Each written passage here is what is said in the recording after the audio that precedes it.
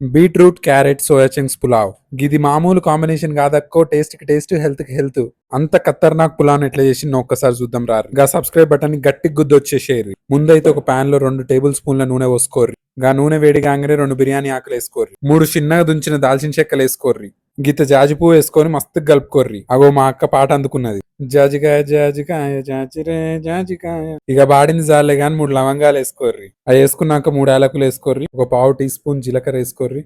వేసుకున్నాక చిట్పట్లు ఆడుతుంటాయి. గా చిట్పట్లని next level తీసుకోపోనీకి 6 పచ్చిమిరపకాయలు ఇట్లా కట్ చేసి వేసుకోరు. జాగ్రత్త అక్క ముఖం మీద బేలేను. గా చిట్పట్లు ఆడంగా ఒక ముచ్చట చెప్పాలి. మొన్న చికెన్ టిక్కా రోల్ చేస్తే దగ్గర 3000 మంది చూస్తే కానీ ముచ్చట ముగ్గురే సబ్స్క్రైబ్ చేసుకో. ఏంది అన్న ఇది చెప్పుర్రే వంట వదిలేత్తా. ఇక పచ్చిమిరపకాయలు ఏగంగానే ఇట్లా పొడుగు కట్ చేసి పెట్టుకున్న ఒక ఆనియన్ వేసుకోరు. ఒకసారి కలుపుకోర్రి. ఇక కలిపినాక అల్లం వెల్లుల్లి పేస్ట్ 1 టీ స్పూన్ వేసుకోరు. గీత కరివేపాకు కూడా వేసుకోర్రి. కరివేపాకు వేసినాక అల్లం వెల్లుల్లి పేస్ట్ పచ్చాసన పోయేంత వరకు కలుపుకోర్రి. తురుముకొని పక్క పెట్టుకున్న బీట్రూట్ తీసుకొచ్చుకోర్రి. ఇగో ఇట్లా స్టైల్గా వేయరు ఒక్కొక్కటి. గది వేసినాక క్యారెట్ వదిలేద్దామా అని క్యారెట్లు కూడా మత్తుగా వేసుకోరు. ఇట్లా ముందే చెప్తున్నా, ఒక బీట్రూట్ ఒక క్యారెట్ సరిపోతుంది. ఇక చూడు రెట్ట కలుస్తున్నదో ముద్దు కలుతున్నలే. ఏం పాయదని సుత్తోగాని సబ్స్క్రైబ్ చేయవు. ఇట్లా మంచి కలుపుకున్నాక గిత్త మెంతాకు వేసుకోర్రి. ఇక పుదీనా కూడా వేసుకోర్రి. గీ వేసుకుంటే మన పులావ్ నెక్స్ట్ లెవెల్ అవుతుంది. వేసుకొని మత్తు కలుపుకోరు ఒకసారి. ఇప్పుడు మన హీరో వస్తున్నాడు. సోయా చంక్స్ వేసుకోరు. ఇట్లా ఒక్కొక్కటి వేసుకో. ఈ సూపర్ మార్కెట్ లో తీసుకొచ్చినాయి డైరెక్ట్ వేసుకోవద్దు. ఉడుకుడుకు నీళ్ళల్లో 5 నిమిషాలు వేసుకొని తీసి బట్టతో గట్టి వండుకున్నాక మెత్తగా అయితే అయ్యే వేసుకోవాలి. ఉత్తి వేసుకోవద్దు. ఇవి ఒకసారి కలుపుకోర్రి. పితికెడు పసుపు వేసుకోర్రి.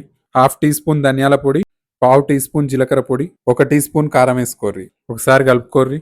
ఇక లాస్ట్ కి పావు టీ స్పూన్ గరం మసాలా వేసుకో. ఇప్పుడు మీ టేస్ట్ కి సరిపడా రాళ్ళుప్పు వేసుకో. ఇక రాళ్ళుప్పు వేసుకున్నాక 5 చిన్న గ్లాసులతోటి నీళ్లు తీసుకొని ఇట్లా పోసుకోర్రి. చేతిలో కనిపిస్తున్నా గానే 3 గ్లాసుల బాస్మతి బియ్యం వేసుకున్న దీంతో, అందుకే 5 గ్లాసుల నీళ్లు పోసుకొని ఇట్లా తిప్పుకుంటున్నాం. ఇది ఎసరు వచ్చే దాకా ఇట్లా మూత పెట్టుకో. 5 నుంచి 10 నిమిషాలు అయిన తర్వాత ఎట్టయిందో చూద్దాం. చూసిరుగా ఎట్టయిందో. ఇప్పుడైతే ఉప్పు సరిపోయిందో లేదో గిత్త టేస్ట్ చేసి చూసుకోర్రి. ఇక ఇప్పుడు 1 గంట సేపు నానబెట్టుకున్న బాస్మతి బియ్యం 3 చిన్న గ్లాసులు తీసుకొని ఇట్లా పోసుకోర్రి. ఇగో ఇట్లా చిన్న కలుపుకోర్రి.